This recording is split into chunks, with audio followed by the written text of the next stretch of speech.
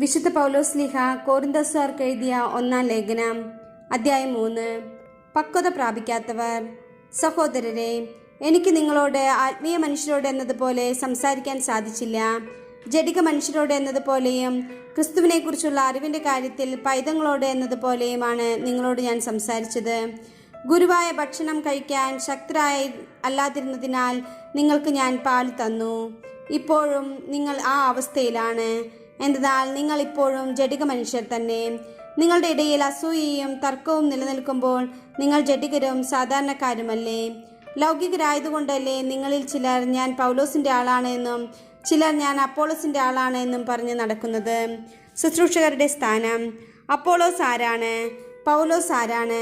കർത്താവ് നിശ്ചയിച്ചു തന്നതനുസരിച്ച് നിങ്ങൾ വിശ്വാസത്തിലേക്ക് നയിച്ച ശുശ്രൂഷകർ മാത്രം.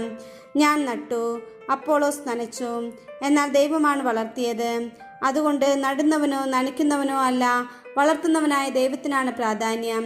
നടുന്നവനും നനയ്ക്കുന്നവനും തുല്യരാണ്. ജോലിക്ക് തക്ക കൂലി ഓരോരുത്തർക്കും ലഭിക്കും. ഞങ്ങൾ ദൈവത്തിൻ്റെ കൂട്ടുവേലക്കാരാണ്. നിങ്ങളാകട്ടെ ദൈവത്തിൻ്റെ വയലും വീടും. എനിക്ക് നൽകപ്പെട്ട ദൈവകൃപയനുസരിച്ച് ഒരു വിദഗ്ധ ശില്പിയെ പോലെ ഞാൻ അടിസ്ഥാനമിട്ടു.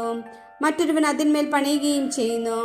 എപ്രകാരമാണ് താൻ പണിയുന്നതെന്ന് ഓരോരുത്തരും ഗൗരവപൂർവ്വം ചിന്തിക്കട്ടെ. യേശുക്രിസ്തു എന്ന അടിസ്ഥാനം സ്ഥാപിക്കപ്പെട്ടു കഴിഞ്ഞു. അതിനു പുറമെ മറ്റൊന്നും സ്ഥാപിക്കാൻ ആർക്കും സാധിക്കുകയില്ല.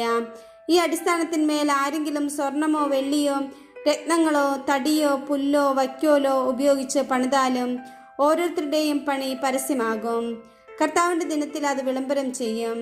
അഗ്നിയാൽ അത് വെളിവാക്കപ്പെടും. ഓരോരുത്തരുടെയും പണി ഏത് തരത്തിലുള്ളതെന്ന് അഗ്നി തെളിയിക്കുകയും ചെയ്യും. ആരുടെ പണി നിലനിൽക്കുന്നുവോ അവൻ സമ്മാനിതനാകും.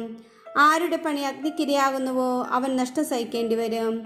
എങ്കിലും അഗ്നിയിലൂടെ എന്ന വണ്ണം അവൻ രക്ഷ പ്രാപിക്കും. നിങ്ങൾ ദൈവത്തിൻ്റെ ആലയമാണെന്നും ദൈവാത്മാവ് നിങ്ങളിൽ വസിക്കുന്നുവെന്നും നിങ്ങൾ അറിയുന്നില്ലേ? ദൈവത്തിൻ്റെ ആലയം നശിപ്പിക്കുന്നവനെ ദൈവവും നശിപ്പിക്കും. എന്നാൽ ദൈവത്തിൻ്റെ ആലയം പരിശുദ്ധമാണ്. ആ ആലയം നിങ്ങൾ തന്നെ. യഥാർത്ഥ ജ്ഞാനം. ആരും ആത്മവഞ്ചന ചെയ്യാതിരിക്കട്ടെ.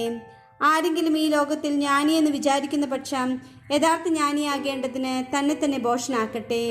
എന്തെന്നാൽ ഈ ലോകത്തിൻ്റെ വിജ്ഞാനം ദൈവത്തിന് ഭോഷത്വമാണ്. അവൻ ബുദ്ധിശാലികളെ അവരുടെ തന്ത്രങ്ങളിൽ തന്നെ കുടുക്കുന്നു എന്നും ബുദ്ധിശാലികളുടെ ആലോചനകൾ വ്യർത്ഥങ്ങളാണെന്നും കർത്താവ് അറിയുന്നു എന്നും എഴുതപ്പെട്ടിരിക്കുന്നു. അതിനാൽ മനുഷ്യരുടെ പേരിൽ നിങ്ങൾ അഭിമാനിക്കേണ്ട. എല്ലാം നിങ്ങളുടെ സ്വന്തമാണ്. പൗലോസും അപ്പോളോസും കേപ്പായും ലോകവും ജീവനും മരണവും ഇപ്പോഴുള്ളവയും ഉണ്ടാകാനിരിക്കുന്നവയും എല്ലാം നിങ്ങളുടേത് തന്നെ. നിങ്ങളാകട്ടെ ക്രിസ്തുവിൻ്റേതും ക്രിസ്തു ദൈവത്തിൻ്റേതും.